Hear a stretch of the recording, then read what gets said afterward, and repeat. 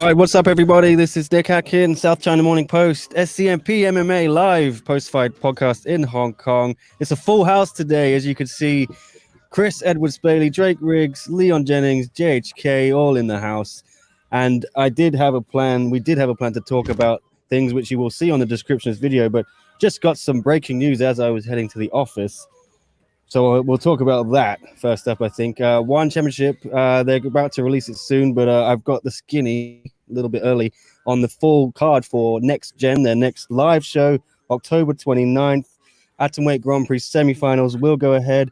Some other big fights on that card. I'm gonna tell you all about all that stuff, and then also we're gonna talk about Zhang Weili. She's been on Ariel Helwani's MMA Hour talking about Rose Namajunas. Some spicy comments there from the former strawweight champion. Plenty to talk about. Yes, as we said, Cyril Gane, Francis Ngannou, that has been set, and a bunch of other shit. But anyway, let's get into it. How's everyone doing? I don't think I got time to go around to all of you, so I'm going to presume you're all good. Is that right? Fantastic. I'm great. Good. Yeah, it's a late one here. Sorry, guys, I ripped up the script a little bit, so I'll just get into it. This is going to be the card for... Actually, no, it's just the key art I've got. I'll give you the full card in a minute, but here's some art you can look at. Should help you. Like I said, the Grand Prix semifinals are going ahead. Suki Hirata against Ritu Fogat, Stamp Fairtex, and Julie Mizababa, who replaced Ham Shohei as the alternate. Now Ham is injured. I'm going to get into the full card here for NextGen, and then I'll let these guys react to it and talk about it. Oh, God. I'm all over the place. I'm opening files in WhatsApp and things. I was on the train when... I can't even read it on the laptop. So I'm going to look at it on my phone. This is great. 1 second. See, we love this kind of stuff on the fly. Makes it more fun. All right. ONE Championship announces full card for ONE NextGen 29 October. Roman Kriklia, the Ukrainian skyscraper, as they call him, returns to defend the ONE light heavyweight kickboxing world title against Dutch-Turkish bruiser Murat the Butcher Aygan. Also featured are the semifinals, as we've mentioned there, of the Grand Prix. Full card also got Kirill Grushenko against Dustin Johnson, the Canadian, who's going to make his debut in a heavyweight bout. Grushenko, the man who beat Rug in that hilarious fight, if you don't remember it. Another MMA fight on this card. Miao Litao against Jerry Miado, and we've got another kickboxing bout. Beybulat Isaev against Bogdan Stoica, and they've also announced that, well, they're about to announce that they're going to tape ONE NextGen 2 and ONE NextGen 3, which will air on November 12th and November 26th, respectively. Not the full cards here, but I can tell you NextGen 2 has... main event of Semipatch Fairtex against Rituwada Pechindi Academy in a bantamweight Muay Thai contender, number one contender fight. Co-main is featherweights Tang Kai and Yoon Chang Min.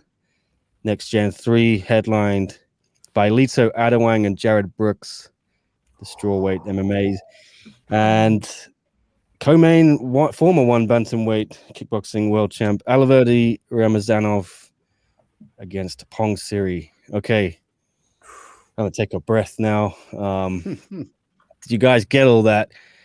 And what do you think? Can you repeat it, please? Oh, no. Can you write it down for me? You had one. Do that again. You had one chance to listen to it. Okay. Yeah. Where should we start then? Let's talk about that because it's breaking. But yeah, I had heard that this show was not going to be till November. Leon, I think you know the same, right? Because of rising COVID-19 cases in Singapore. So I was told also that plans change every day. So it looks like Singapore government has allowed them to go ahead with the show, which is good. It means we're not going back to those silly pre-taped cards all the time, which I hate. We do have some live shows. What's the big breakaway, the big takeaway here? I don't know. Chris, I'm going to go to you because you normally have a lot of shit to say, so I like it. Yeah. Thank you. I would call them more interesting factoids. I don't mean shit. I mean, yeah, good shit. Yeah. Good shit. anyway, a factoid is alive for people out there that don't know. But yeah, I think it's fantastic in a way. We know what's happening. We know what's going on with the shows heading towards the festive season. It's really nice to get some clarity. Know that we're moving forward and know what great fights we have to look forward to. Just as a bit of a shame with the situation and the way it is developing in Singapore that we aren't really able to move on and really do these big stadiums and these big full cards that we've all really wanted. Absolutely. Leon, what's your reaction to some of this news? What do you like? What don't you like from these cards they've announced? I think the positive is you've mentioned a lot of matchups there that are going to are fun. I mean, the Lito Adiwang, Darrell Brooks, that's a big fight.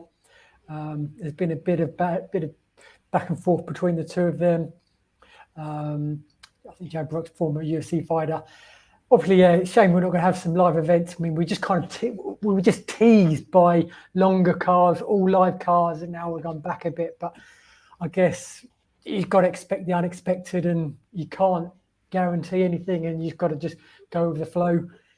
For the foreseeable future, it's going to be kind of like this, really. So it's not ideal, but the cards do continue, and we've got 3 fun cards, albeit smaller ones, albeit 2 of them pre-recorded. Yeah, it seems like to me they have made a trade-off. This is not, I'm not reporting this, so anyone who thinks I am, please. Trade-off to have no live show in November. They'll do 2 pre-taped ones, as long as they can keep these Atomweight Grand Prix semis in October live. They want to do that live. So it'll be, I feel like they maybe made a deal there. We won't do anything in November, then we'll come back in November, do a big live show for the 10th anniversary, whenever that is, December 5th. Everybody's happy with that. John, is that a good trade-off if that is correct? That's a smart decision, I think, with the current state of affairs in Singapore, and it looks like it's getting worse and worse. They need to put some events in the bank so they could pull them out their ass later on. Why not do it, man? And me and Nick were talking about this, I believe yesterday, right? We were going back and forth about this, about like if they don't have any shows, it would be disaster for the promotion. I'm serious. Like, you got to put on shows. It's got to be at least every other week.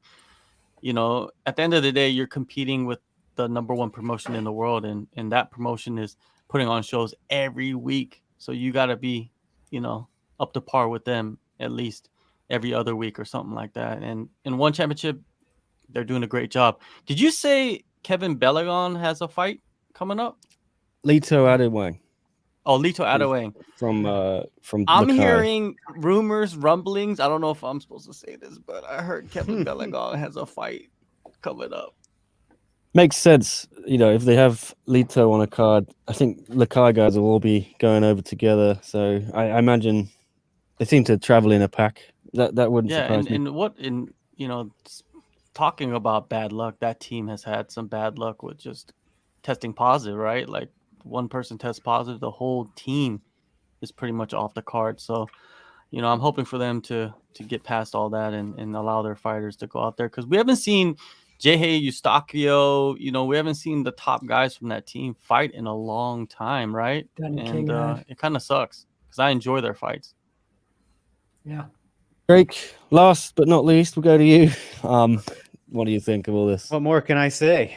It's all been covered already, but very excited for the semifinals. You know, touch on the ladies there.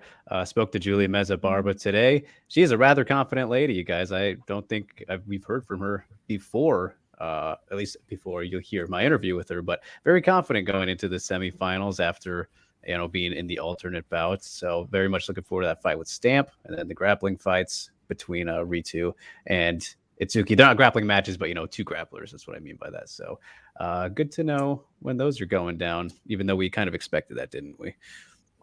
We did. What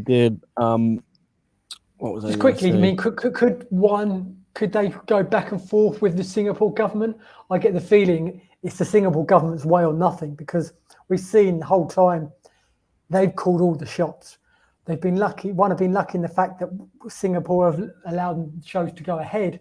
But as we know from Singapore, they're very strict. They have strict protocols. I don't know. Although one have probably gained their trust, I don't know how much one could say, right, if we do this, we want to go back in December, because, like you say, things changing every day.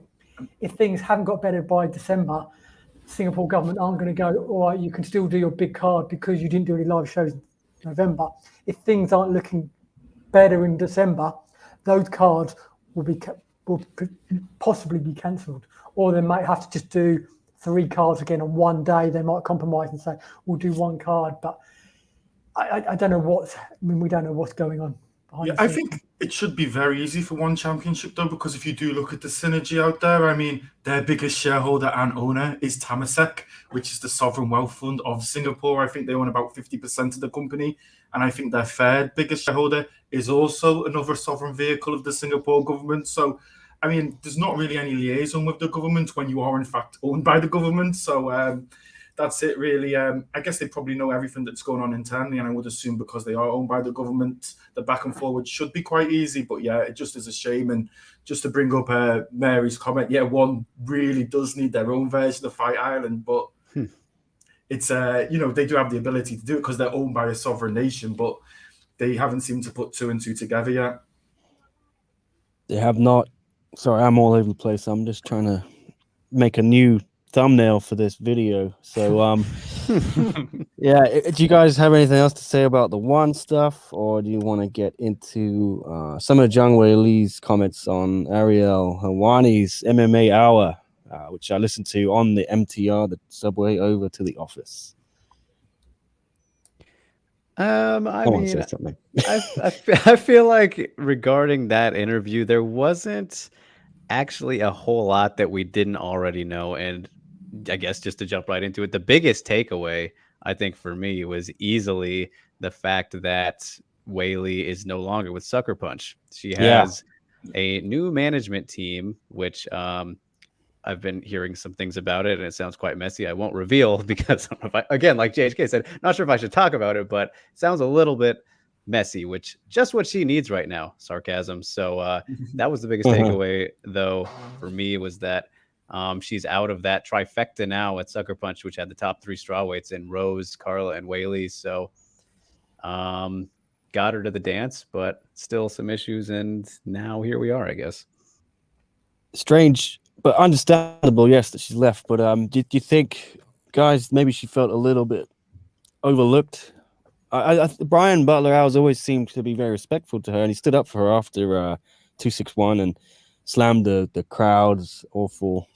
Some of the crowd. I mean, I'm not saying the booing is bad, obviously, but you can do what you want. But some people went a little far and were saying some horrible shit.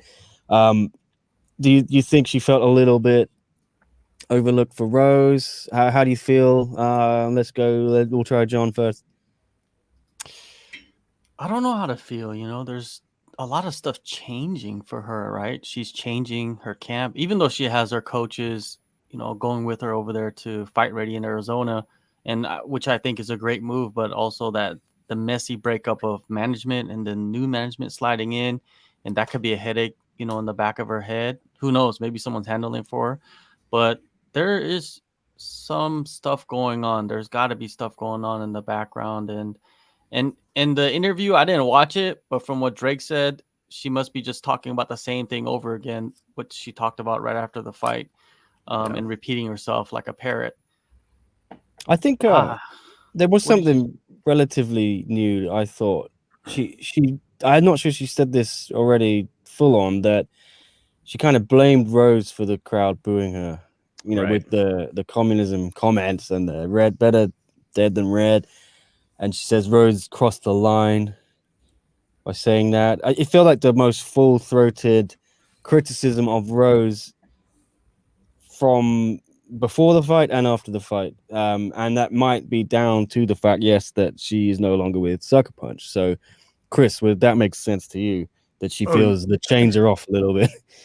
Oh, yeah, 100%. And I think it's good that the chains are off. I think I do have a lot of sympathy for Zhang in this because she is in a tough position, right? It is hard to be the away fighter, but I think she's making all the right moves. And as John said, I think moving to Arizona, I think Eric Albertson does not get enough respect as kind of a coach or a super coach. I think he's vastly overlooked. And it's just good to see those changes come off Zhang Weili. I think she she's got a fantastic character, and I just like to see her get a little bit angry. And I think we're going to be in for an absolute amazing fight between her and Rose. Yeah, we are indeed. I'm looking forward to it. Leon, what's your take on Zhang Weili 2.0? As we talked about, she is training with Henry Cejudo in Fight Ready, Scottsdale, Arizona. I think that's right. And he's been working on the wrestling clearly. And Henry Cejudo on his Schmo and Triple C and Schmo show, so I still want to get that wrong, said, yeah, Zhang Weili's always been the Ferrari, but now she's got the right engineers, the right oil. You expecting to see Weili have a different game plan here and try the wrestling on Rose? Will that work? Yeah, for me, that's more an interesting point. The fact that she's training now with Henry Cejudo and Captain America in Arizona, then the change of management. So I can't wait to see how different, especially the way the first fight played out. You could be 99% sure it's not going to play out exactly the same way again. So it's only going to probably be a more competitive fight. So I just can't wait, really. All right. And Drake, you can have the last word as usual. It seems to be going around in a cycle here.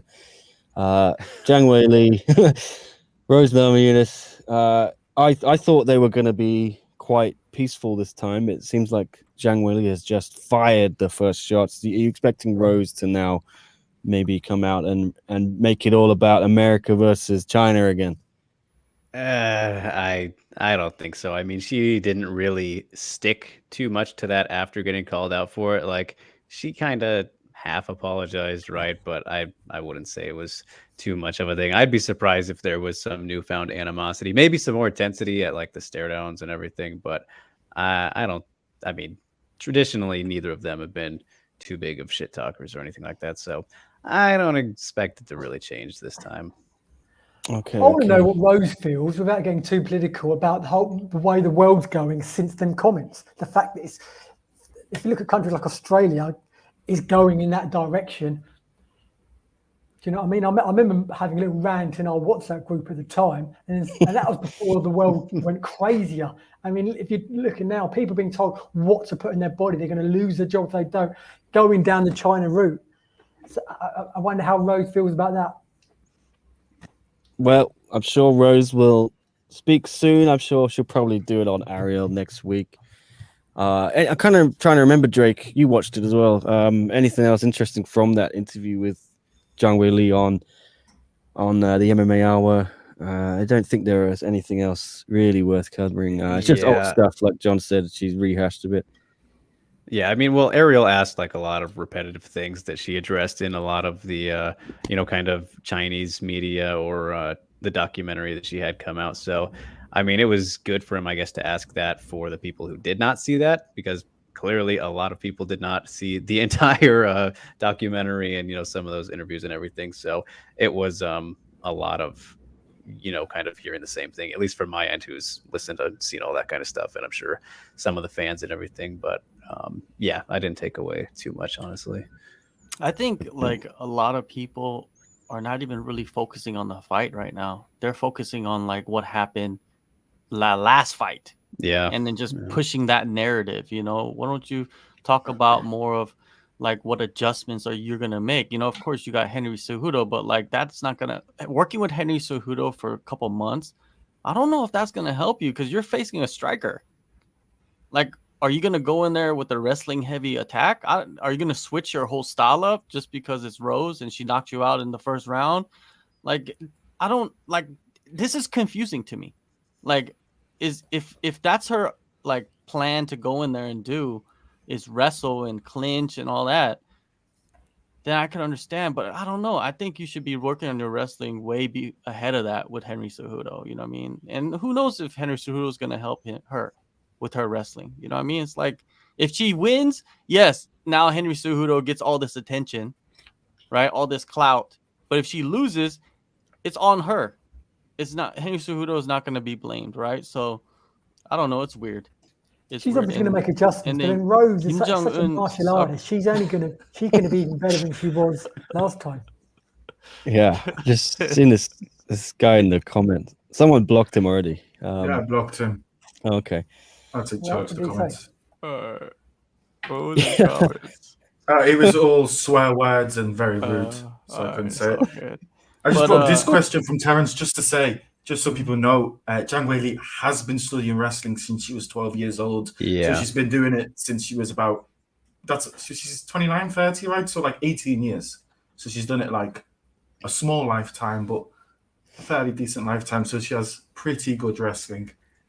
Well, the thing is, like, a lot of people haven't seen her actual career prior to the UFC, and she utilized her grappling a lot on that run up into the UFC. So if you kind of go back and revisit, she's, not like she's inexperienced on the ground or anything. And Rose likes to take the fight to the ground herself. She says her tactic is to punch her opponent in the face, take her down, and then strangle her. That's her tactic. That's her game plan every fight. Isn't that your game plan every fight when you go out Saturday night?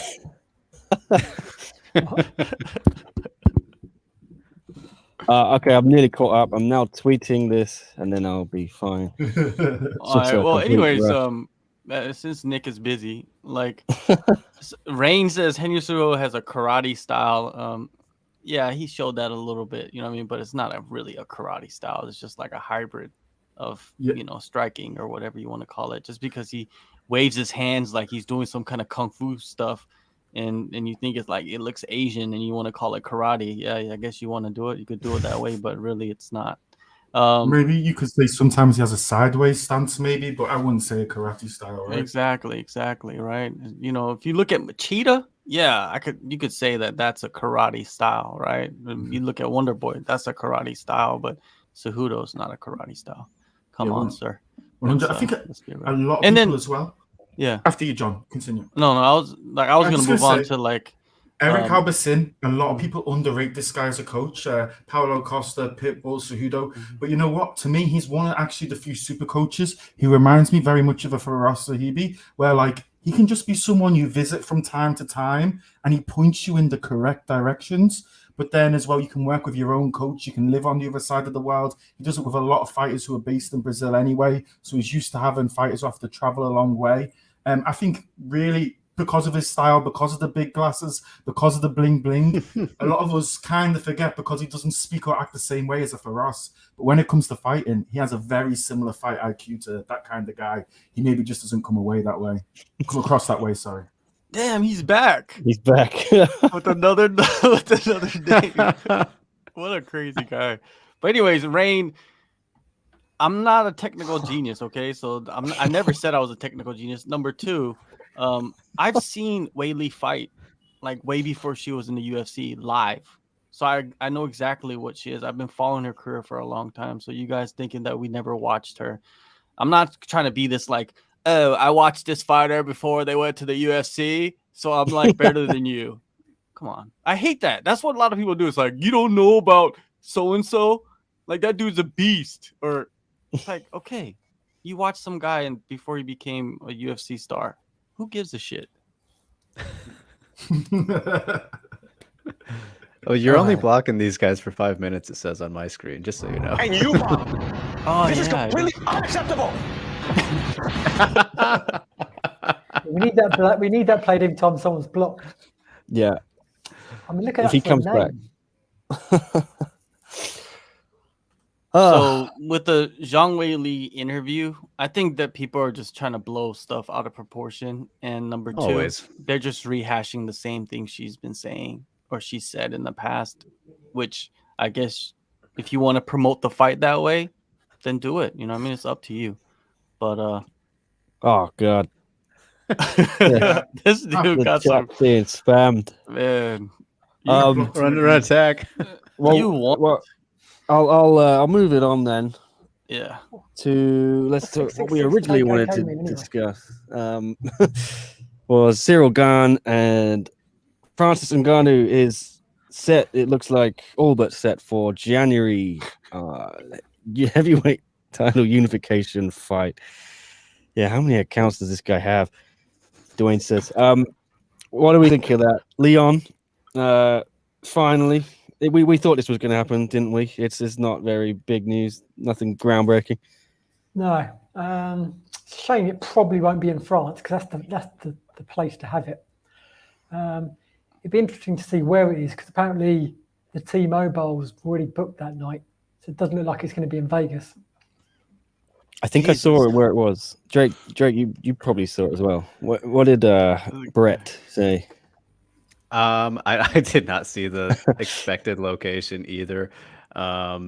But for that fight, I mean, heavyweight fight, you got to imagine they'll either do Texas again, because if you think about when they were last there, which was for Cyril's last fight, and they don't have anything planned for it next unless they go there for, what was it, UFC 269 is December 11th, right? So I imagine that one will be Vegas as well. Just if you look at how kind of the recency of where they've been and all that. So I would guess Las Vegas or Texas, and they just signed that new deal with the Toyota Center or whatever, right? So they want to start with a bang. You think there's zero chance that it could be Fight Island because so a game based in France, and you've got Israel Adesanya, Robert Whittaker are slated to be on the same card as well. I was just thinking, with the distance have to be traveled, is Fight Island a possibility, or that's no way in your opinion? Really? They're gonna put Gon and Ngannou on the same card as Adesanya Whittaker? That's what I've heard has been slated so far. Yeah. Really? Right. Yeah. How would Apparently, they do that? Greg Hardy, Olenek would be on the same card. They're looking at the similar dates. There's quite a few that I've heard that they're slated for the same date, the 270. Yeah. Brunson Cannonier, I think, is as well, maybe also the same card. They're looking for UFC 270. I thought I'd seen a location on it, but now it can't. So I'm going to give myself one of these. You bombed. You bombed. And you really unacceptable. That's a point. What happened to The Apprentice? They were never really made a big thing of the international when it went down internationally in June, did they? I'm just wondering if that person still works for ONE Championship. Whoever won it. I don't even know who won the show, but I'm just wondering if they're working for ONE Championship right now. Was that the award they got? Episode. Yeah, you were meant to become Chatri's little like apprentice, essentially. Yes. Yeah, but you're getting paid like 6 figures, right? I'm sure he'll still be there for the whole year. It wasn't bad. Yeah, okay. So what else did I say? There was some other news, wasn't there? Pitbull vacated his lightweight title. John, you're the Bellator rankings man. So what do you think of this? I haven't read anything about it. Is there a logical explanation that I should actually just read an article on this? Tell us all. Well, I saw the post that Pitbull made before they made this announcement, or after they made this announcement earlier today, or earlier this evening, or this morning, or wherever you are. And he was explaining that he wants to focus on featherweight. He wants to focus on the what is it? Anthony McKee. Is it Anthony McKee? AJ McKee. He wants to focus on getting the featherweight belt back, and he doesn't want to hold up the lightweight division, right? And he's always talked about how if his brother was going to fight for the title, he would step away from the belt, and that's what he's doing right now, man. That's love, because you know that Pete Quilley beat Patrice Pitbull in his last fight, and then he was still people made excuses of why he lost, but Pete Quilley won, man, and now they're doing it right, and they're allowing him to run it back with Pitbull for the title. I like it. I like this idea. And there's a lot of guys waiting in the wings for the next shot after this. It's going to open up the doors, man. And then the other Pitbull, the featherweight one, can focus on featherweight and AJ McKee. A lot of people are confused by this, but I think it's more of him allowing his brother to do what he always wanted to do, which is to win a championship belt. Patricio's vacating of the belt comes more than 2 years after he claimed it from Michael Chandler. He never defended the title because of his participation in the featherweight Grand Prix. Drake, right decision. Seems like it to me. Brotherly love, as JHK said. Oh yeah, I mean, how many opportunities are we going to give Patricky to get to get the gold, right? I mean, he's getting all these chances, but he just hasn't been able to do it because there's been somebody in the way. Whether there's Michael Chandler or Quealy now, we'll see how it goes. But I mean, it didn't seem like Patricio was really going to go back and defend that thing anyway. So makes sense, and especially after the loss, I mean, I suppose makes it a little bit trickier, and especially with the rematch there, and there was that trickiness of should they do the rematch at lightweight, which that's a pretty great story. I think that wouldn't have been a bad idea, but also, what if we get a repeat of Ongla versus De Ritter? Maybe don't want that. Bellator would see and learn from one's mistakes in that regard. Or maybe not mistakes, but happenings. Maybe would like to avoid it. So, yeah, I think it's the right move. It did not feel like he was going to go back to lightweight, especially after all the time that passed since that Chandler fight, which, geez, that was what, 2019-ish now, maybe summer of 19. Mm-hmm. It was a while ago. Breaking news again. More breaking news. Holly Holm is out of her fight next week. Jesus. Boy. That's a main event right there. Poor That was the Norma. second main event, isn't it? It's been scrapped from that card. Misha Tate was the going original. to fight, right? Yeah, Misha Tate. I think was Yeesh. the original, right? I don't know who's going to take over the main event in that. Someone's gonna step in. There's a lot of fighters in Vegas, man, but it's a featherweight fight though. Like, Yeah. who's she gonna Ramona. fight? Alicia Spencer again? Oh yeah, her training partner Ramona's gonna step into the main event debut against her training partner Norma Dumont. Yeah. Let's get crazy. Yeah, that could be a possible. Nick needs to reach out, get on the bat phone with Ramona and push that narrative. 100%. The bad phone. Okay. Any other breaking news, guys, or what? I feel like more things are going to go wrong. What a day! What did you guys think of MVP versus Lima 2? I didn't see it. Sounds like it was a little controversial, the decision. Chris, you watch everything, so Yeah, I thought the decision was fair. I really enjoyed it. I'm super biased towards Michael Venom Page anyway, so I didn't sit down there and score it. I thought it was pretty easy to score. I thought it was pretty straightforward. I had it 2 rounds to 1. It is the problem we have kind of seen with Douglas Lima lately. He seems to be on a slightly downwards trajectory, but I don't want to write him off. And you know what? He knew exactly what he needed to do in that cage against Michael Venom Page. I didn't see him do it enough. It did just raise more questions, right? Because we kind of saw it as well, like in the Mousasi fight. Did nothing really for 4 rounds, and then he switched on the last one, and it kind of reminded me of this performance a little bit. But I think MVP might get that title shot now. It's going to be a very, very, very tough title fight if it goes the way we think it does. And then I just don't know where here from Lima, right? Because it is starting to get really tough. And what is this? Is this a 3 fight skid he's on now? Let's ask the man in the Bellator rankings panel, JHK himself. No, it's only 2 fights. And this one was a split decision that arguably the won, Mousasi but one. It's still a loss. Huh? There was the Mousasi one before. Oh, that's right. When he fought for the middleweight title. Yeah. And Amosov? He's chasing titles, man. He's chasing, big fights. If he loses 3 in a row, it's not the end of the world for Lima. I think Lima should fight MVP again. I think they should do an immediate rematch and do the trilogy. It's 1-1. Why not? MVP, he probably won't fight the champ, right? That champ, he has the style where it's not going to be very good for MVP, right? Or it's a big test for MVP. So I think the bigger fight, and I think MVP said that he'd rather fight Lima for the 3rd time than go fight for the belt. He feels like that's a better fight or a more exciting fight. So I agree with him. I like it. I think that Bellator should do that. And what else can Lima accomplish, really, right? Like, he's won the belt. He's had the belt multiple times. He won the Grand Prix, so he has that belt too. There's nothing else really much left. I think he wins one more fight and fights out his contract and goes to the UFC. I see Lima going to the UFC quicker than MVP does. Interesting. Oh, wow, that's quite rough. I think with Michael Venom Pages as well, he is 34, and I think Lima's 33, so they are not too old, but they're starting to get slightly quite advanced for their ages, man. I mean, you look at someone like Tyron Woodley, who's the UFC champ, pretty much fell off the moment he turned 36. And not saying it's going to go the same way, but I don't know if it's even worth making the move this late in your career.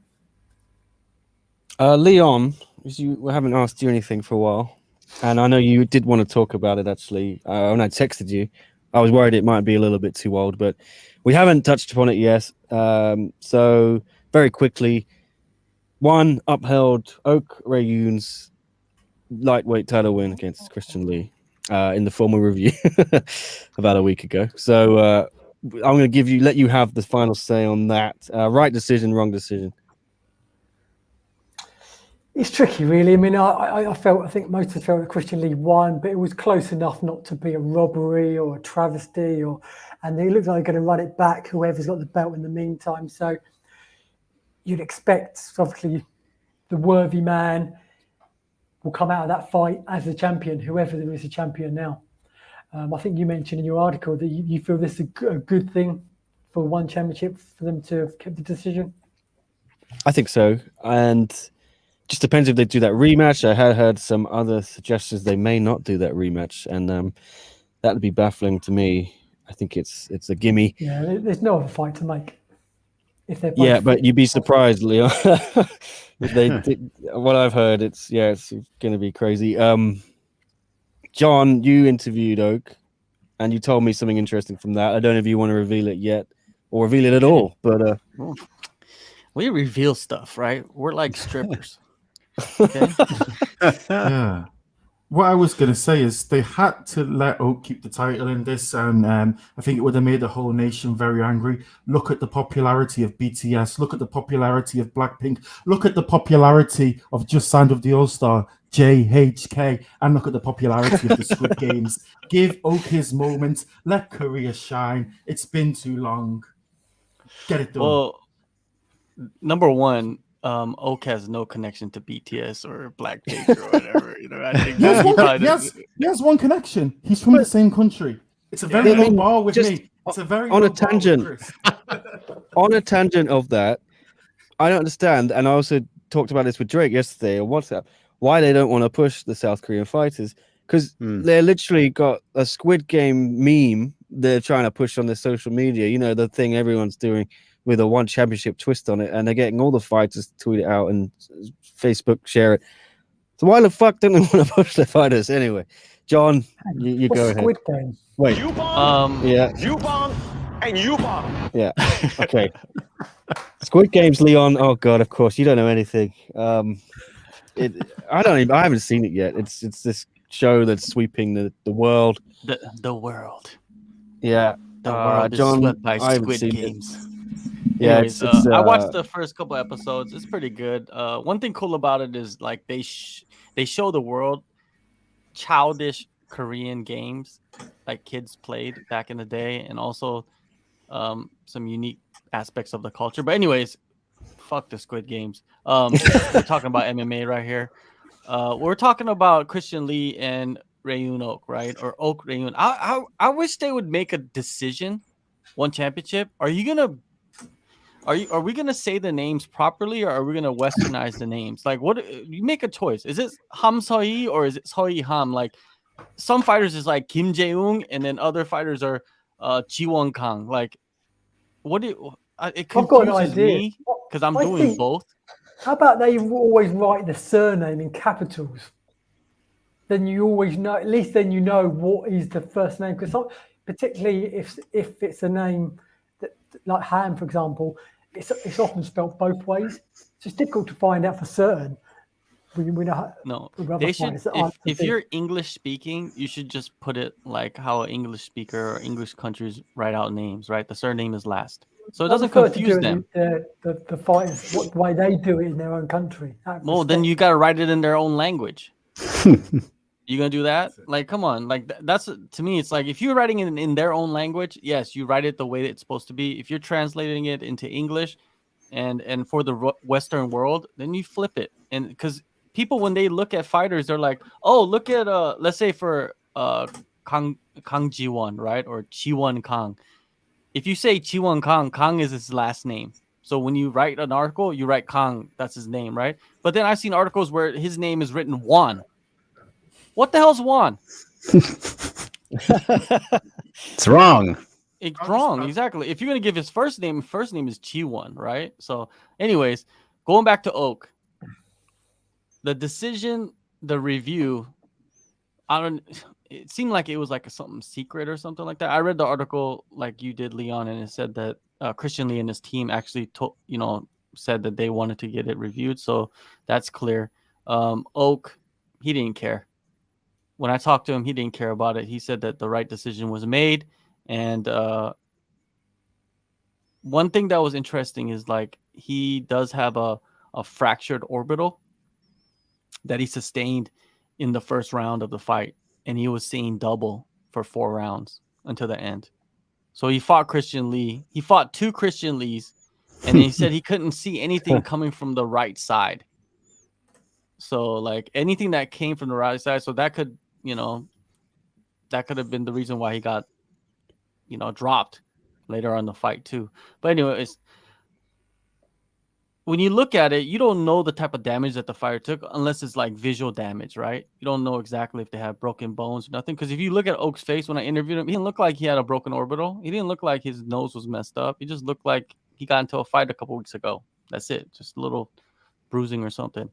But the only thing that I want to let you guys know from the interview until it comes out is that, yes, he did fight for 4 rounds, 2 Christian Lees.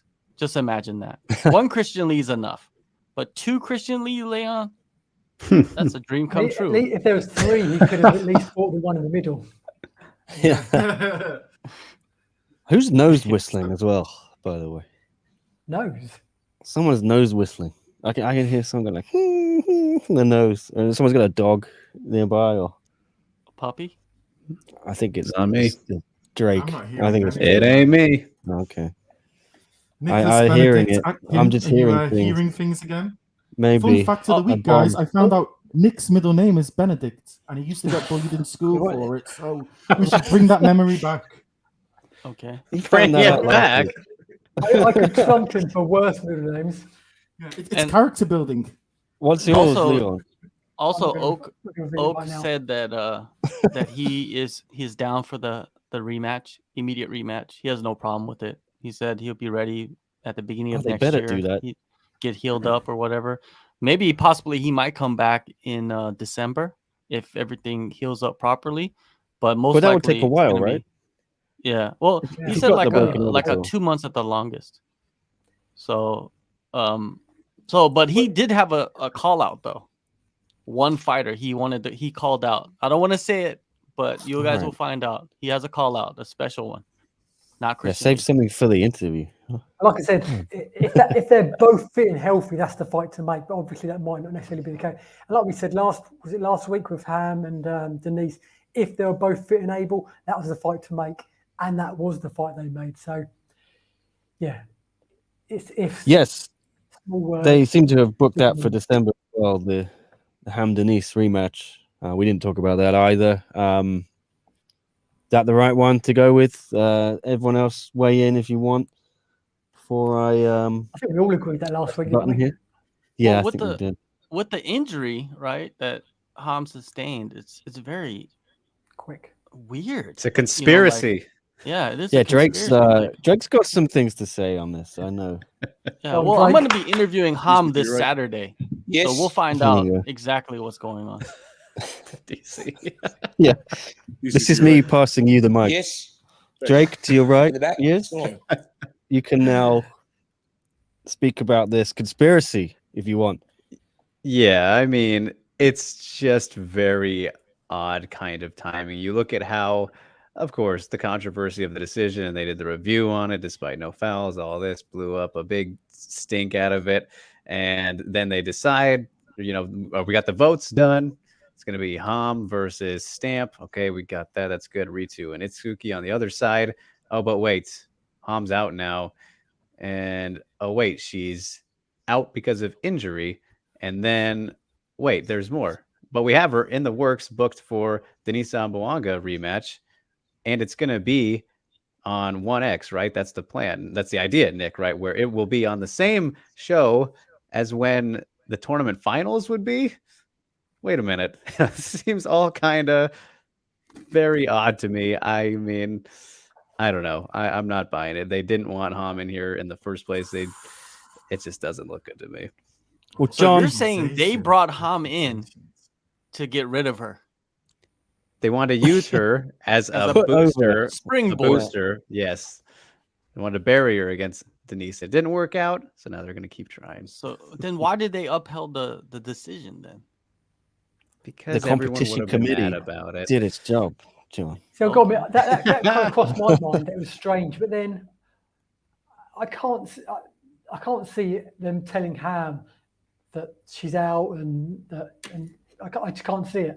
I don't think Ham's the sort of fighter that would just take it without saying anything. Well, John, you also interviewed Ham, I think, or you're going to. Yeah. Did you get the sense from her that it's all a big work and it's a big conspiracy theory, or was she actually injured? No, I haven't talked to her yet, so I'm going to talk to her this weekend. But I will ask her about this conspiracy that Drake has formulated. Okay. Yeah, specifically mention Drake's name. I will. Yes. I'd be like the dirty blonde that's always on the WMMA Can you ask one question for today. me? Can you ask, Yeah. is Ham the new Egyptian top team? Oh, Just brought in to lose. She'd probably be like, what is Egyptian top team? She might be like, what are you talking about? yeah. Okay, I got It's about definitely 10 more minutes. expensive. Yeah. I have an interview with Arjan Bulla in 10 minutes, so we can chat for 10 minutes before I have to leg it. You're welcome to hang around if you want, but I'm not. We had one question from Bruce Bobtrotter here, talking about the What a name. Oliveira walking in with the crying and the emotionality to it.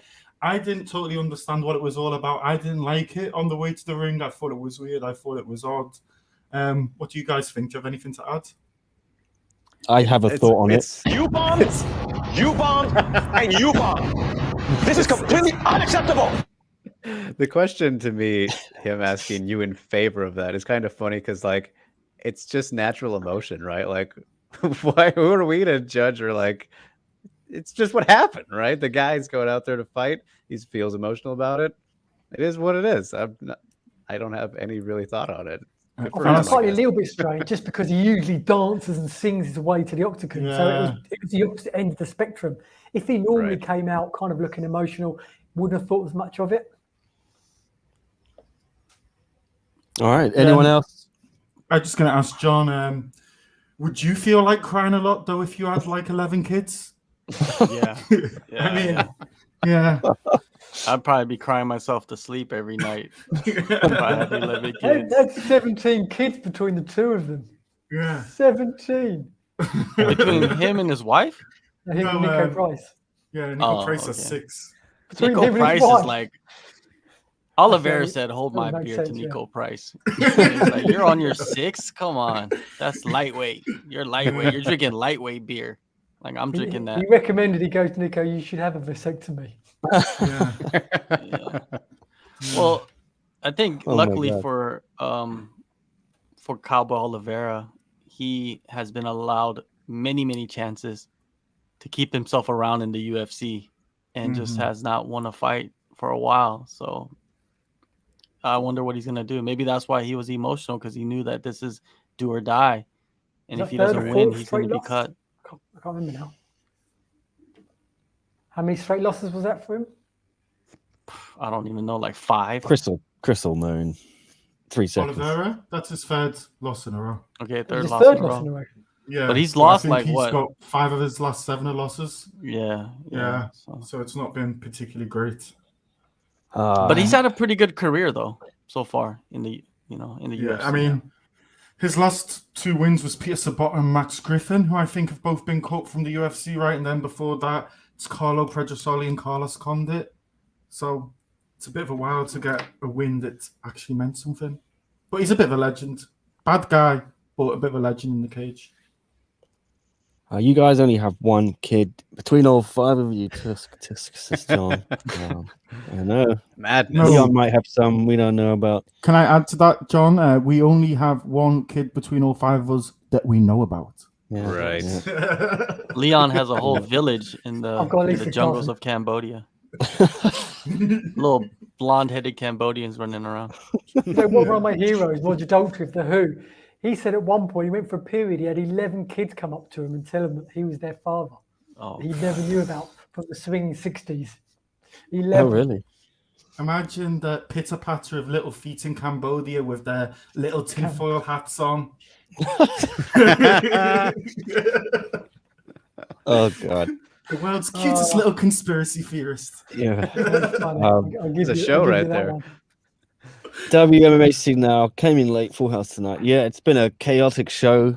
I got to bounce in a few minutes, but I like this just craziness for a full hour. We'll be back on Sunday, I think, or I intend to be again. I know I said that last week, but I didn't make it. I had to help someone move some furniture into his new apartment. But UFC Vegas, I want to say 39. Yep. I think. Yep.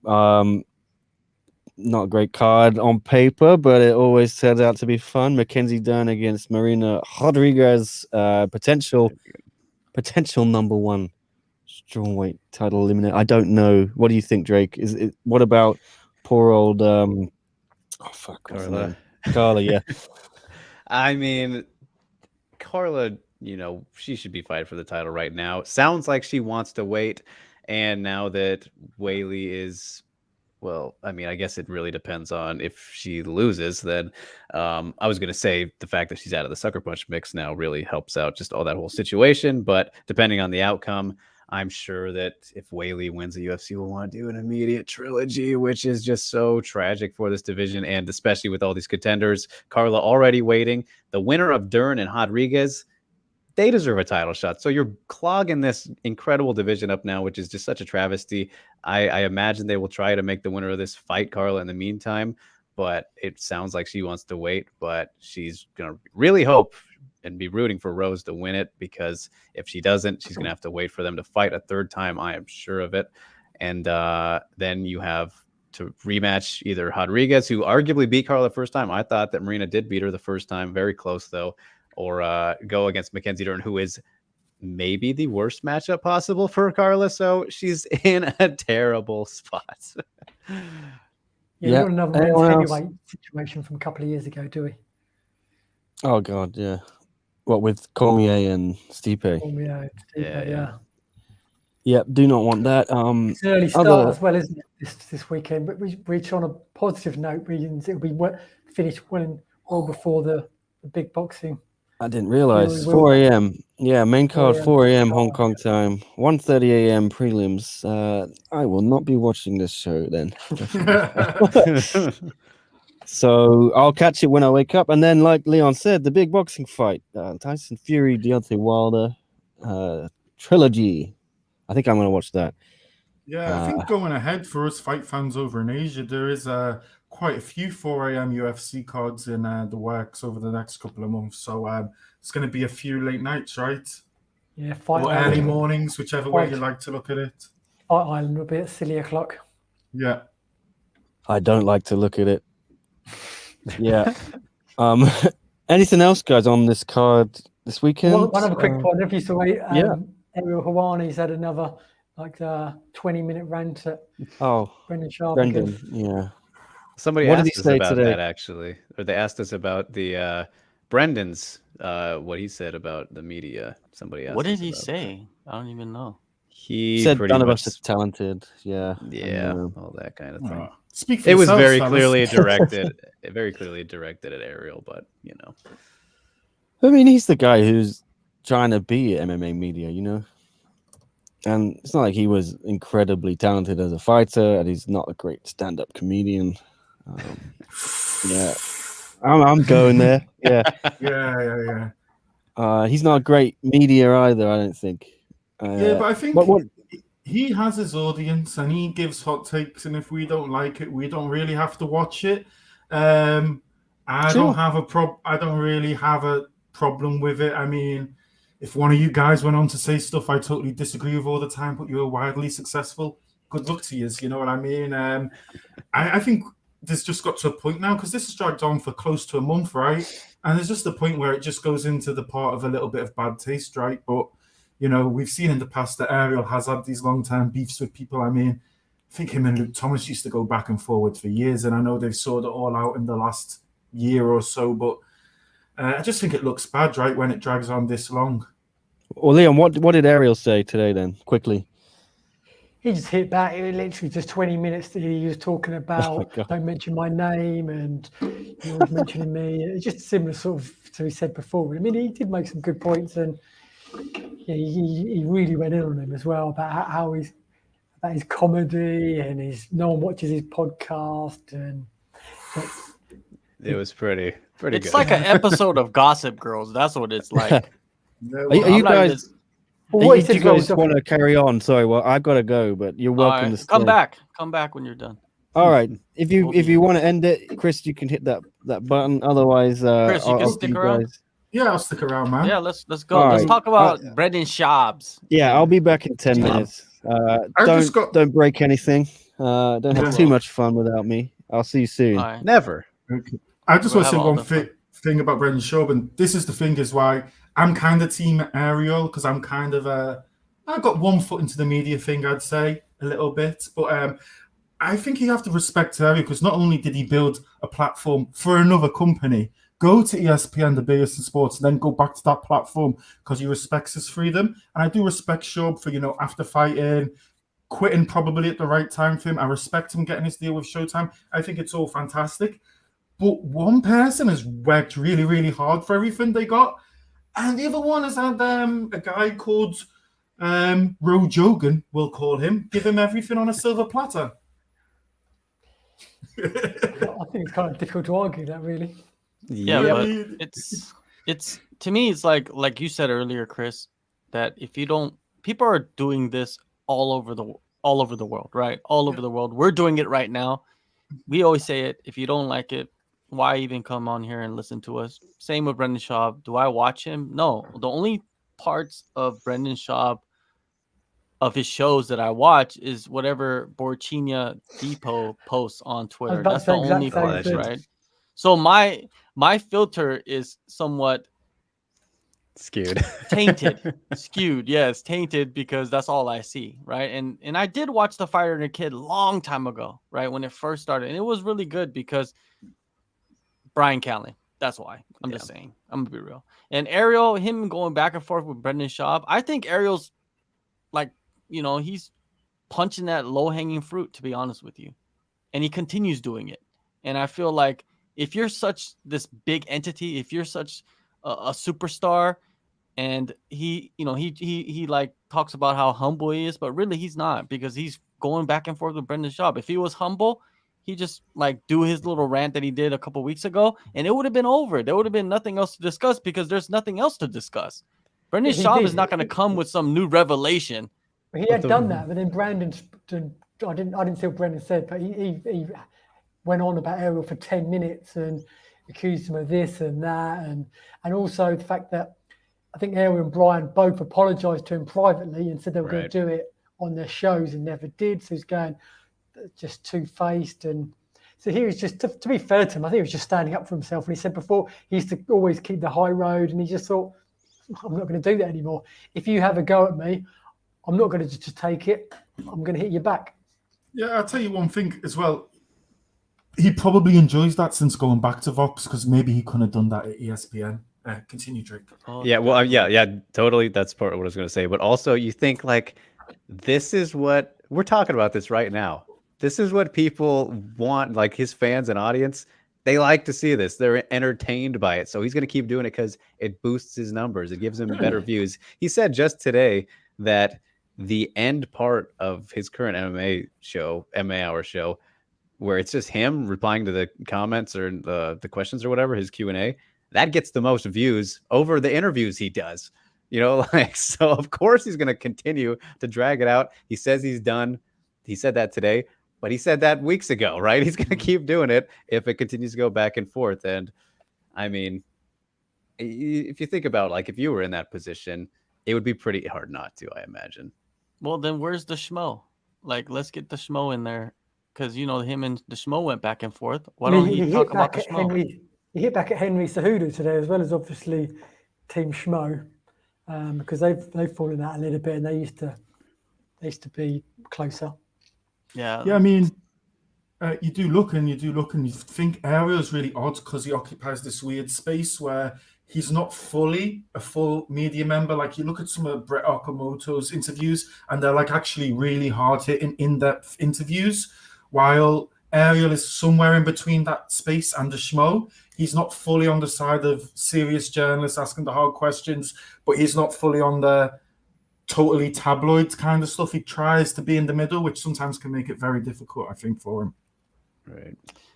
I don't know, man. I don't really care about any of those people.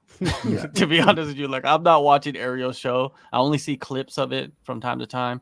Brendan Schaub, definitely not watching his show. Like I said earlier, I only see clips of his show. If I spent all my hours watching Ariel's show and Brendan Schaub's show, what do I have time to do? I have time to do nothing in my day, right? Like, people, do your thing. Go out there and smell the roses while you can. Don't worry about Ariel Helwani and Brendan Schaub. Like Drake said, we're talking about it and that's what they want, yes. But at the same time, those are the people that sit there and make fake accounts and attack like live chats with racist comments. Those are the same people that are watching Ariel's show, probably, right? They love it. They did love it today. Yeah. So The thing is, fans love seeing fighters go back and forth. So they're probably going to like it even more when it's two reporters, two journalists, because it's more rare. You expect it from some fighters. You don't expect it to be being seen playing out in the public between two journalists, two big name journalists. So I imagine a lot of fans just lapping this up. And I would tell to any of those fans who are lapping it up, from what I have gathered in my small time in the space, there's a lot of beef between different members of the media. I don't know if it's possible where you live, but get yourself a media pass or try and get yourself credentialed or something. And you will find out there's probably a lot more beef than what you have seen with Ariel and Brendan. But to move on and just to touch on a little bit more UFC with Dana White and whatnot, I was just wondering if you guys have seen Dana White's comments on that fighters don't want pay disclosed. And also, we'll touch slightly on the tragic death of an MMA fighter in BKFC and Dana's comments on that. Because what did you guys think of that? Did you think that was a bit distasteful, or? Well, the comments about the fighter pay and not disclosing it, I think that's true in many cases. Like, you don't want people to know how much you make. Like, if you're at a new job and if someone comes up to you at your new job and asks you, like, it's a fellow coworker, but you don't really know them, and they're asking you how much you get paid, you're like, who the hell are you? You know what I mean? Like, why would I need to tell you anything about my personal, my personal income? And I think that's true. When you put it out there like that, because you remember, I don't know if you guys were around the era of where all the pay was announced, at least, the show and Right. and win bonuses and all that stuff. Now we haven't seen that since what, 5 years ago? It's been a while. But the comments about the fighter dying in bare knuckle, is that what's the other thing that he was talking about? Yeah, and I just thought he kind of he just called it like a little bit disgusting, and I think he kind of put down bare knuckle a little bit. I just thought it was a bit, to me, it came across very disrespectful. I think when someone's died, you don't have to say anything about the other organization. I think, to me, it probably comes down to the commissions, right? This was in Mississippi. I was talking to my brother last night, who's a doctor, and he's a brain surgeon, and he sent me the difference between the New York commission and what you have to do, MRI tests, blood tests, etc. I think the document's 14 pages. In Mississippi, there's just 5 boxes you have to tick. So, and I think it's pretty much the same in Tennessee, in I don't know the states, but there's a few other states that are very, very similar. Wyoming is another one where they're very, very low on regulation. Alabama. Yeah, it's exactly. Like bare knuckle boxing is doing pretty much what the UFC was doing when they first started out. They're just going to the places where they're allowed to go, right? And then it'll slowly open up. Bare knuckle boxing, everybody has their their opinions on it. And if it's a way to make money and you're doing what you want to do, go and do it. Of course, Dana White's going to shit on other promotions. That's his job. His job's to pump up his promotion and make other promotions look way beneath him, right? And the UFC. I understand it, right? He has relationships that he's formulated throughout the years that he pays respects to certain individuals, but at the end of the day, I don't think he really cares about, bare knuckle boxing and the fighters that are over there. It's just something that is probably the last on his list of things of concern. But that doesn't mean that you have to disrespect the fighters, though. Yeah, well, I'll ask this one for Drake then, though. But on some level, does the UFC and other MMA organizations have a little bit of an issue, though, when it does come to what happened in BKFC? Because if you do look at the vast majority of fighters, they are not from boxing. They do tend to come from MMA. They tend to be late in their careers. I mean, one of the guys did have a pretty good record, I think 11-1, but unfortunately, the guy who died, I think he was 16-18, so he had been in wars. I think it was 6-18, actually. 6-18, so he's probably been. I think he'd knocked lost his last four or five fights as well, I think. So and he weighed about 40 pounds less than his opponent.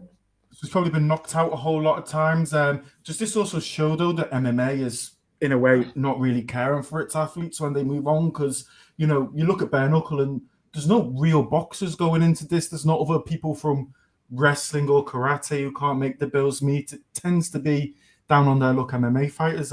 What do you think of that, Drake? No, I mean, I think you're totally right. If you just look at, all the evidence is there. You already mentioned bare knuckle. That's all you need to look at for seeing these fighters who, there's a reason that they're there, is because they could not make it in MMA. Even look at Paige Van Zandt and Rachel Ostovich, all these fighters who they had promise at a point, didn't quite work out. Now the BKFC is taking up anybody that they can grab for, and they're putting out there a certain type of product, right? To catch the eyes, and they put those fighters, like I just said, in the main events and all that kind of thing. And there's no actual boxers for the most part, right? At least no successful ones doing it. And there's a reason for that, because they can box. So, we've seen it in other instances too, where look at, like the Gary Goodridges and kind of some of the earlier guys after getting out of MMA. And it's actually not just an MMA thing. It's more so, but if you look at the NFL and kind of the earlier days before things were set up, it's just kind of how it started out, where no one thought about the plan yet because maybe they're not as big as they need to be. No unions or, things, players associations, that type of things to really take care of and set them up. Because you have to build off of everything, right? So I think we're still kind of in that stage, and that's always a hot topic about when will we really take care of these athletes as great as we should, whether it's with actual pay or health insurance, these types of things. So I don't know when that day will come, but hopefully sooner rather than later. And just to finish off this topic quickly, Leon, do you think there should be some sort of age, or maybe 35, or if someone's had a lot of fights, do you think it should be like New York with mandatory MRI scans where you hit a certain age, or if you've been knocked out 5 out of your last 10 fights, should there be some sort of MRI? Because one of the things that Dana did say is they've had to stop 4 people who have suspected brain injuries or brain problems from fighting. Do all the states in America, you think, need to follow this kind of protocol? That's a good question. And I think like JK's mentioned a few times that he would never recommend anyone retire or not fight.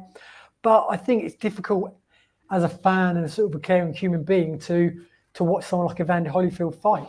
I don't want to see people 58 years old getting punched in the face.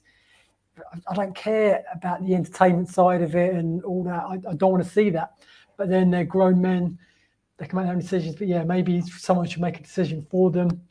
If there is an age cut off, where should it? What is the age? If you like talking about MRI scans or knockouts, where is the line? It's a difficult subject, and I personally don't want to see people over 45, 50 fighting anymore. I don't want to see them getting, particularly you mentioned, if they've been knocked out several times before, like a Chuck Liddell rumored to be fighting again on a Triller card. I don't want to see that. I know some fans do. Some people maybe don't care, you know, whatever. But I don't want to see that personally. And you know what? Oh, continue, Jake. I don't know if people really do want to see that though. It's just like being put in front of them. Like, I guess I'll watch because like I'm totally with you, Leon. I don't want to see any of that stuff. None of the circus type things that we've been getting. No interest over here. But like, man, once it actually happens, like I think that Chuck Liddell Tito, what was it, their fourth fight, their third fight, whatever it was when Chuck came back, like that was one of the saddest things I've ever seen in combat sports, man. That was rough. So I don't know if people really do want to see 100%. You do have to look at people like Liddell Tito and Mark Coleman and Gary Goodridge. You have to be looking because these are the lucky ones, because these are the guys who actually have a name. You know, they have a name from fighting in the early days. It's probably the guys who were on the prelims in UFC 25. They're probably the guys who probably need the most help. And you know what? I am going to try and do a nick and segue this into the next point. Colorado officially did an announcement, I believe, Tuesday or Monday time. It might have been over there in the States. They have officially legalized and accepted the one global rule set. We had Mark Ratner from the UFC who did come out and say that the UFC will not be going to the state of Colorado because they've legalized this. And just to tie it into the last thing, they'll still continue to go to Miami, where the commission allowed Holyfield to fight Vitor. But what do you guys think about Colorado legalizing the one global rule set? And we'll start off with Mr. Leon. Which, because Chatri said that several states have given them the go-ahead to go there, not just Colorado. Okay. Nah, not that we know of, though. Colorado's the only commission to formally announce it, but I guess there will be more. I guess probably Mississippi and Wyoming and these kind of places. It's not going to take too much lobbying, right? But what do you guys think about that? The rule set is very similar to the global rule set. You know, the main difference is knees to a down opponent. But like I think we've all mentioned before, when you're allowed to kick someone in the head and knee them, jumping knees and sledgehammers on the ground, this and that. Is a knee to a grounded opponent really that bad? Personally, I mean, I'm not a big fan of the soccer kick, but I'm a big fan of the knee to the grounded opponent. And I like the fact that it's for a reason. It stops fighters putting hand down to stall a fight, which we've seen controversy there as well. So it takes one element of controversy away from a fight. Did he have a hand up? Did he have two hands? And that's the other thing. That's bonkers. Different states in the same country have different rule sets for the globe. They don't even all agree to the global rule set anyway.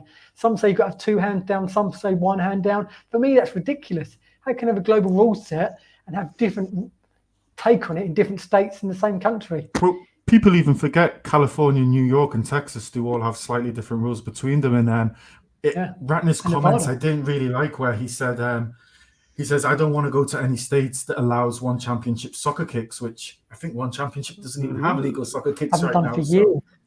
So I think we're going to get a little bit of a... Are we getting a little bit of a one championship UFC beef? Because this is really the first time I've ever heard UFC's top brass actually mention one championship by name. And I'll pass this one on to JHK.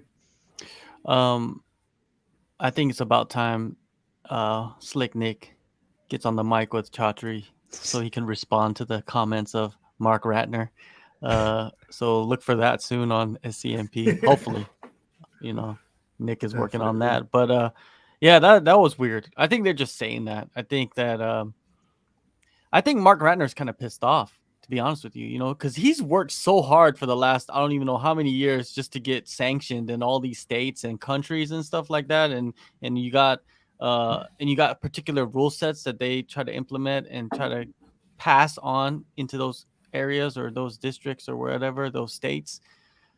And then these guys come in, ONE Championship comes in and gets approved right away with a different rule set. So that's why there's some backlash, some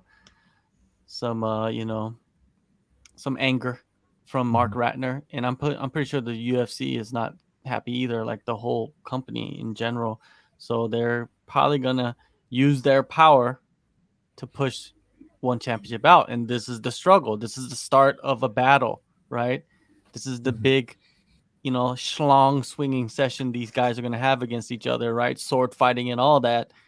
And I'm here for it. I got my popcorn ready to see like what exactly happens. What does the commissions do? Do they, wilter Is under the is this the fire? is this the ultimate hypocrisy though?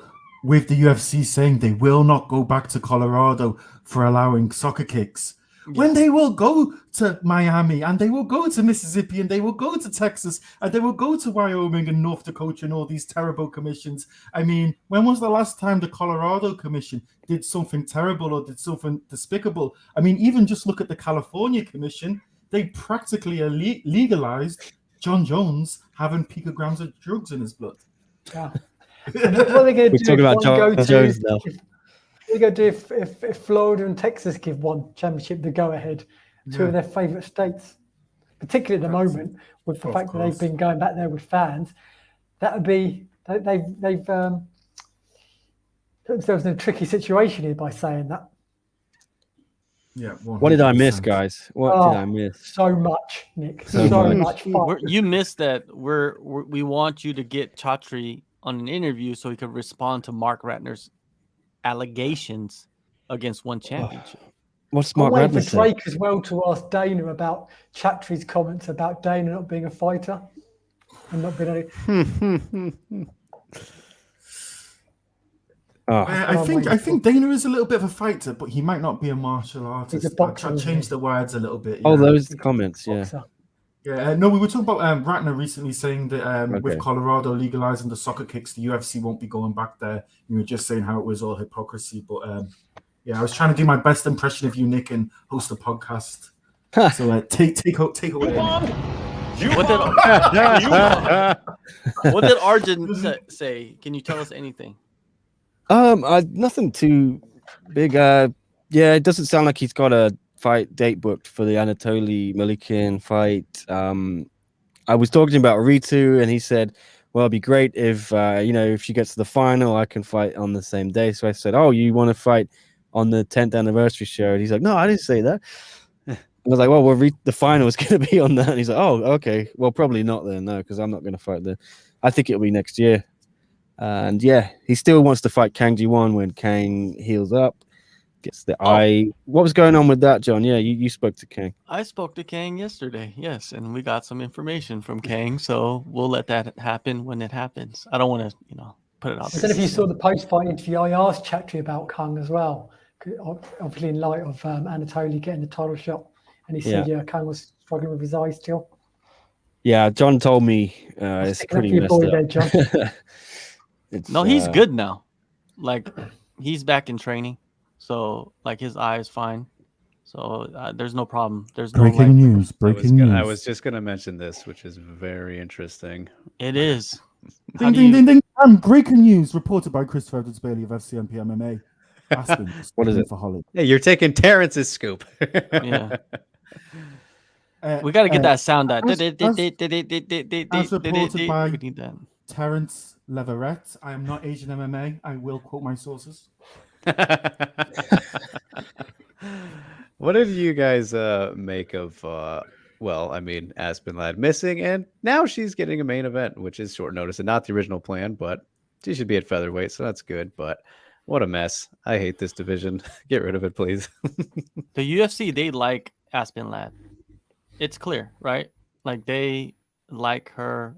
She might not be the most popular fighter, but for some reason the UFC likes to have her around, and I think they should do it. I don't mind it. You know what I mean? Holly Holmes is gone. They got to save the show, right? So someone's got to step in, and why not Aspen Ladd? Who was Aspen Ladd supposed to fight? Macy. Why didn't they just put Macy in there at 145? Yeah. I don't understand that. Like, why is it Aspen taking the spot? I know she's ranked higher and everything like that, but so is Macy, right? Macy's ranked too, but both those fighters are not ranked at featherweight. Nobody's ranked at featherweight, right? At the end of the day. But Aspen Ladd is getting a huge opportunity.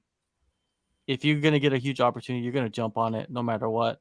And we'll see what happens, man, in this fight, because I think Norma Dumont had a good chance of beating Holly Holm. She's very good. Yeah, and I think this matchup is just as good for Norma Dumont, right? We haven't seen the best of her yet, and Aspen Ladd, we definitely haven't seen the best of her. It's a good matchup, man. Let him fight. Don't be mad. Don't be mad. Don't be scared. And Homie. to Mr. Alvin, we do not have negative feelings toward Mr. Chatri. We just joke around. That's all we're doing. We love as I him. said in the,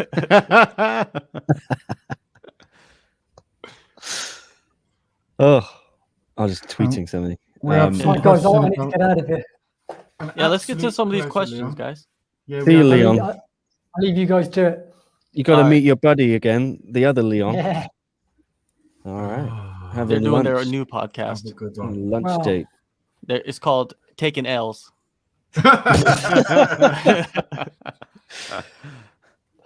All right. Have a good one, everyone. See you, Leon. Thank you. Absolute Yeah. pleasure, Leon. And we've got this question from Tristan asking, any prediction for Horse versus Win? I'll take Haas by third round, second round finish. I think Horse by a dominant 30-27 win decision. Yeah, I've just never been very impressed with Deron Wynn. I don't know what it is. I don't know. Phil Haas, yeah, I think he should be able to get it done. But I feel like you never know, right? It could be one of those cases where a fight that he very well should win and then just for some reason doesn't. But I think he's the right pick for sure. Well, you can never go wrong with the blonde hair. And on top of that, Deron Wynn is slowly becoming the Artem Lobov of, the middleweight Physically division. or everything. We'll end up seeing Deron Wynn if he does, wash out of the UFC, because he still has he can still fight. You know what I mean? It's not like he can't fight. But if he does wash out, maybe we'll see him in BKB. 100%. And we have this one. Do you guys have any opinion on Matheus Nicolau if he gets past the gatekeeper of Tim Elliott, the Brazilian? I don't see him getting past Tim Elliott. I think Tim Elliott right now is on a good run, and Matheus Nicolau, he lost his last fight, right, against Manel Kape. I think Tim Elliott is just too dangerous everywhere.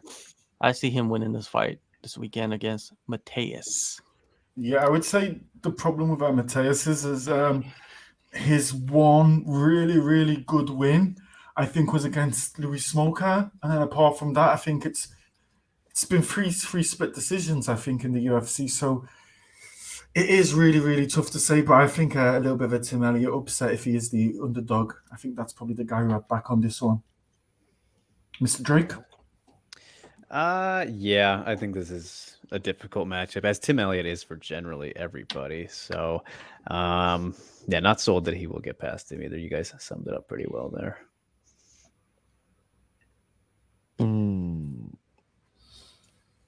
Is that it?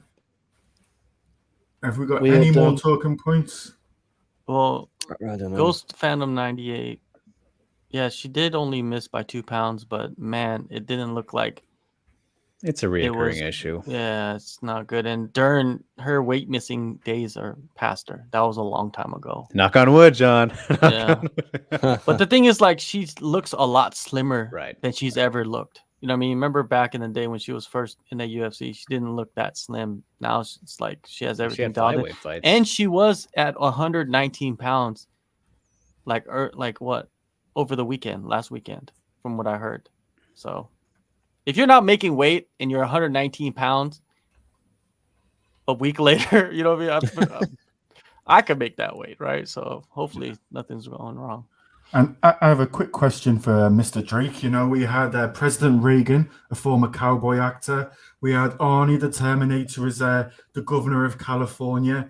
We had Tito with Huntington Beach. What do you think of the chances of BJ Penn getting elected governor of Hawaii? What are the chances? Oh boy. I don't think they're too great, at least from what I know about, the Which Hawaiian party community. is he running for? I don't know yet. I don't know if he said, but I'll give him a 40, 60, 40% chance, just because from a lot of the Hawaiians I've known, they don't seem to like BJ too much. And he's very strongly in one direction here, obviously. So I don't know, but he's still BJ Penn. So that was why I believe, of course, there's maybe a better shot than you would imagine, but I would quite like the vibes of him having to balance the budget, not being able to do it, and throwing down outside of a cocktail bar or the courthouse. I think that would be quite cool for Hawaiian politics. But yeah, I think it's very unlikely he's going to win. With BJ Penn, he has so much going on that is not a sign of a good citizen outside the cage, to where like, would you want this guy representing your state? It's not a. I like I how don't know Chris why. rattled off all those names and didn't mention Trump. Yes. Well done, You sir. won. BJ Penn is great, but man, it's just. But the No, thing it's- is, you gotta look at it like this: if Tito Ortiz can get into office, BJ Penn could definitely get into office.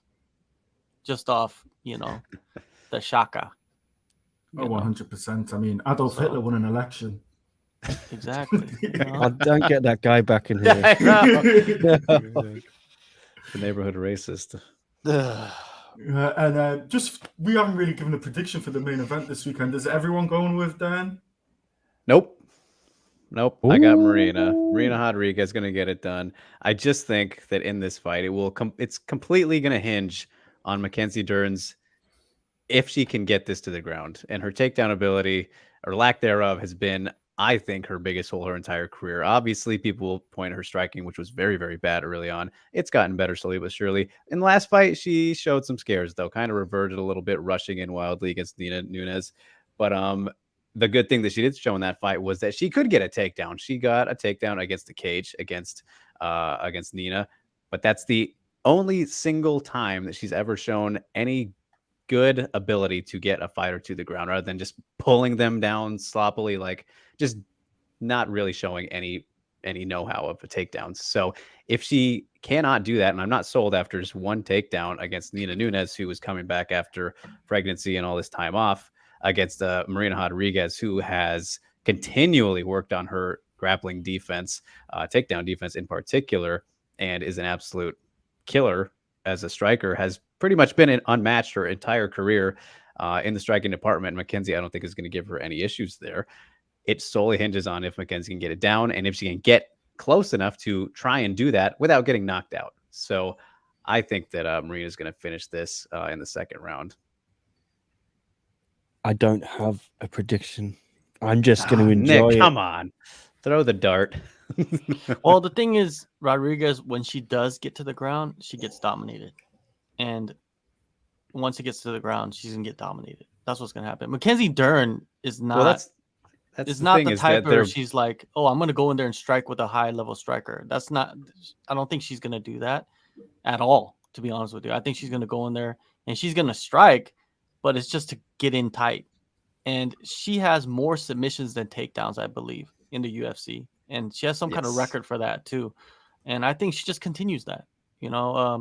Marina, her path to victory is very simple. Stay on the feet, knock her out, or piece her up, right? And Mackenzie's game plan, same thing. Take her to the ground or piece her up at least somewhat, and then try to take her to the ground and submit her. Dern, just somehow her fights just end up on the ground, man. She doesn't even really want to go there half the time. And then once it does, you're in shark infested waters, man. Dern arguably has the best jiu-jitsu among all the women fighters in the UFC, arguably, right? Fighters, Not period. saying she's 100. and fighter. Yeah, you could even say fighters, period, because look at her record, right? Her record stands. She's a record holder in the UFC.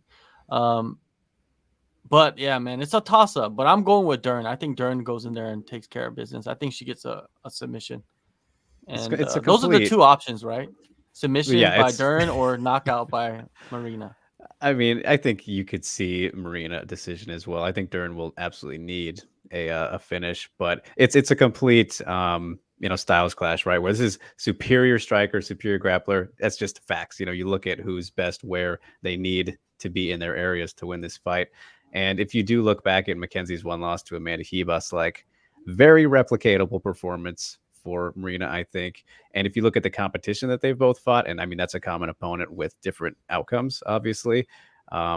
I just think that Marina's in a better spot here. But of course, Mackenzie is so absolutely dangerous on the ground that if she just gets it there for a second, it could be over despite Marina's improvements, which we also saw in that Hebos fight. And then the last fight with Watterson, but she just can't go to the ground at all. That's the thing. It doesn't matter how good she's improved. Same with Dern on the feet. They're just leagues above each other in their areas of expertise. I think Hebos too, the loss that she took against Hebos, that was just bad timing. It's kind of like the Nina Rodriguez, or not Nina Rodriguez, Nina Nunez, right? She came back real quick from pregnancy. I think in her next fight, Nina too, we'll see a different version of her. I think we'll see a much better version of her. Yeah. So a lot of people's brains could be clouded with that performance that Mackenzie Dern had against Nina Nunez. I still think it was a great performance, over a tough fighter, but we'll see how good Dern is in this fight, right? Because Rodriguez has fought some of the best, in that division. 100%. And this is such an evolving space, right? Because, you even look at it. I mean, I think some of the first top sportsmen was about the late 2000s when we actually had the first, I think it was mostly tennis players who were coming back after pregnancies and winning titles. Before that, when I was a kid in the 90s, once you had the kid, the women's athletic career was generally considered over. So I think when it comes to this as well, it's really hard to look at those fights, as John was saying, because we don't truly know best practices yet. And I think it's one of those things where every woman's body is different. I think some women can have a kid and come back 3-4 months maybe, and some women probably takes them a year, right? So always have to be careful with how we judge. Exactly. We don't know because we're not women, so that's it. We gotta just be. How do you know? Well, you should see how Nick dresses on a Saturday night. He'd have you fooled. Oh my god! Could be whatever you want to be. Does he turn into a hussy? No, actually, a very, very, very classy lady. Yeah. Okay. Have you ever watched The Crown? Of course. Yeah, think of someone out of The Crown. That's exactly what he's like. Very regal. Okay. All right. Yes. On that note, I gotta get out of here again. And we hit that marker 1:30, so we better leave. The sweet spot has been tickled. So let's get out of here. I'll hit the song. So we've got about 2 minutes for you all to get your shit in. Chris, what you got going on? At the moment, just going to be tweeting. I've got 2 interviews lined up for next week. I'll get them done and then let Nick edit them because I don't know how to. So it's not too bad. All right. And then apart from that, if you want a little bit of beef or a little bit of chat, feel free to hit me up on Twitter. There's a few of us who've been going back and forward on messages, and turns out we're all terrible at maths. All right. Drake, what you got going on? So today spoke to the Luke's 125-pound prospect, Elizabeth Rodriguez. She's competing next weekend. And then I also spoke to Julie Meza-Barba, who is obviously in those semifinals for the Atomweight Grand Prix. That'll be on SCMP coming up soon, before the fight, of course. Got a bunch of PFL interviews that are out now. Kayla Harrison, Clarissa Shields, Abby Montez, Chris Wade, Bruno Capoloza, Ante D'Elia. Go find those. Those are the latest. So, yeah, at @DrakeRiggs_, of course. And John, you got a few seconds before the song cuts out. All right, I'm a slut. Just follow me on JHK MMA on all platforms. Yeah. Yeah. All right. See you guys. Thanks for joining and tuning in. It was a crazy one today, but it was very fun. And yeah, I'm hoping to be back on Sunday. So we'll recap the UFC and might bring some of these guys with me along for the ride. But pleasure as always. I think we got super chats now, and I see no one super chatted us, so I'm very disappointed. No, I just enabled it. Someone tell me if you actually noticed you could do that feature, or if it's not turned on yet. It might take a while, or if you're all just cheap, that's fine. Well, anyway. Now you got to hold off on. No, you can't put any comments on screen unless they super chat them. Exactly. You want me to do that? I could do that. Yeah, I was waiting for it. Okay, all right. For real, these got to get out of here. You can all super chat us next time. Yeah. Thanks a lot. Boochies.